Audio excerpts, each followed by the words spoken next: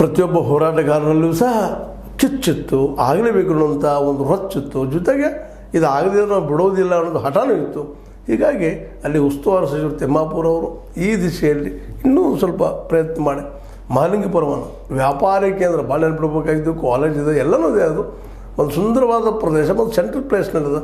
R V Timmapur ಅವರು ತಮ್ಮ ನಾಯಕ ನಮ್ಮ ಸಿದ್ದರಾಮಯ್ಯರ ಮೂಲಕ ಇದನ್ನು ಒತ್ತಡ ತಂದು ಮಾಡಿದರೆ ಭಾಳ ಉತ್ತಮ.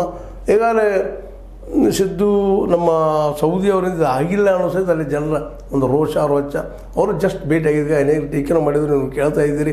ಇದೆಲ್ಲನೂ ನೋಡಿದಾಗ ವಿಶೇಷವಾಗಿ ಮಹಾಲಿಂಗಪುರ ಮತ್ತು ಊರನ್ನು ನೀವು ಸುತ್ತಾಕಿ ನೋಡಿದರೆ ನಿಶ್ಚಿತವಾಗಿಯೂ ಇದು ತಾಲೂಕಕ್ಕೆ ಯೋಗ್ಯದಂತ ಅನ್ನಿಸ್ತಾ ಇದೆ.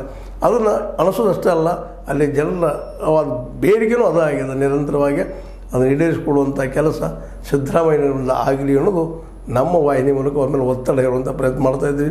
ಯಾಕೆಂದರೆ ಮಹಾಲಿಂಗಪುರ ಬೆಲ್ಲದಷ್ಟೇ ಅಲ್ಲ, ಇನ್ನುಳಿದ ವ್ಯಾಪಾರಗಳ ಕೇಂದ್ರವೂ ಹೌದು. ಇವತ್ತು ಅದು ಮುಧೋಳದ ಹಾಗೆ, ಅದು ಜಮಖಂಡಿ ಹಾಗೆ, ಅದು ನಮ್ಮ ಗೋಕಾಕದ ಹಾಗೆ, ಅದು ನಮ್ಮ ರಬಕ ಕಮ್ಯುನಿಟಿ ಹಾಗೆ ಬೆಳೆಯುತ್ತಿರುವಂಥ, ಇನ್ನೂ ಅದಕ್ಕಿಂತಲೂ ಹೆಚ್ಚಿನ ಪ್ರಮಾಣದಲ್ಲಿ ಬೆಳೆಯುತ್ತಿರುವಂಥದ್ದು. ಒಂದು ಕಾಲಕ್ಕೆ ಗೋಕಾಕ್ ಬೆಲ್ಲಕ್ಕೆ ಪ್ರಸಿದ್ಧಿ ಇತ್ತು, ಇವತ್ತು ಮಹಾಲಿಂಗಪುರ ಬೆಲ್ಲಕ್ಕೆ ಪ್ರಸಿದ್ಧ ಆಗಿದೆ. ಬೆಲ್ಲ ಇನ್ನುಳಿದ ಬೆಳೆಗಳಿಗೆ, ಯಾಕಂದರೆ ಸುತ್ತಮುತ್ತ ಎಲ್ಲನೂ ಅಲ್ಲೇ ಕಬ್ಬನ್ನು ಬೆಳೆಯೋದ್ರಿಂದಾಗಿ ಇವತ್ತು ಬೆಲ್ಲದ ಕೇಂದ್ರ ಆಗೋದಷ್ಟೇ ಅಲ್ಲ, ಇನ್ನುಳಿದ ದವಸ ಧಾನ್ಯದ ಕೇಂದ್ರ ಆಗ್ತಾಯಿದೆ. ಮತ್ತು ಅದೇ ಕಾಲಕ್ಕೆ ಇಲ್ಲಿ ಕಾರ್ಮಿಕರು ಸಹಿತ ಇರೋದರಿಂದಾಗಿ, ನೇಕಾರಿಕೆ ಇರೋದರಿಂದಾಗಿ ಅದು ಇಂಡಸ್ಟ್ರಿಗಳು ಸಾಕಷ್ಟು ಬೆಳೆದ.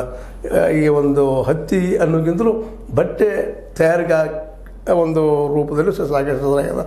ಇದೆಲ್ಲಕ್ಕಿಂತ ಹೆಚ್ಚಿಗೆ ಆಧ್ಯಾತ್ಮಿಕವಾದಂಥ ಒಂದು ಕ್ಷೇತ್ರ ಆಗಿದೆ ಅದು. ಮಹಾಲಿಂಗೇಶ್ವರ ಗುಡಿ ನೀವು ನೋಡಿರ್ಬೋದು. ಆ ಮಹಾಲಿಂಗೇಶ್ವರರ ಒಂದು ಆಶೀರ್ವಾದ ನೆಲೆಗಟ್ಟಿನಲ್ಲೇ ಆ ಮಹಾಲಿಂಗಪುರ ಬೆಳೆದು ಇವತ್ತು ನಿಂತದ. ಅದನ್ನು ತಾಲೂಕನ್ನಾಗಿ ಘೋಷಣೆ ಮಾಡೋದು ಇವತ್ತು ಘೋಷಿಸಬೇಕಾಗಿದ್ದು ಸರ್ಕಾರದ, ಅದು ಸಿದ್ದರಾಮಯ್ಯರ ಕರ್ತವ್ಯ ಅಂತ ನಾವು ಭಾವಿಸ್ತೀವಿ. ಜೊತೆಗೆ ಆರ್ ವಿ ತಿಮ್ಮಾಪುರ ಅವರು ತಮ್ಮ ರಾಜಕೀಯ ವ್ಯಕ್ತಿತ್ವವನ್ನೆಲ್ಲ ಬಳಸಿ ಅದನ್ನು ಮಾಡಲಿ ಅನ್ನುವಂಥ ಒತ್ತಡವೂ ಇಲ್ಲಿದೆ.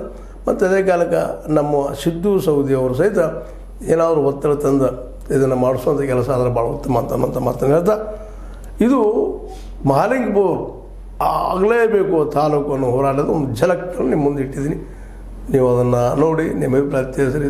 ಈ ತಾಲೂಕಿಗೆ ಮಹಾಲಿಂಗಪುರ ತಾಲೂಕು ಆಗೋದಕ್ಕೆ ನಿಮ್ಮ ಬೆಂಬಲ ಸೂಚಿಸ್ರಿ ಅಂತ ಹೇಳ್ತಾ, ಇದನ್ನು ಶೇರ್ ಮಾಡಿರಿ, ಸಬ್ಸ್ಕ್ರೈಬ್ ಮಾಡಿರಿ, ಹಂಚ್ರಿ.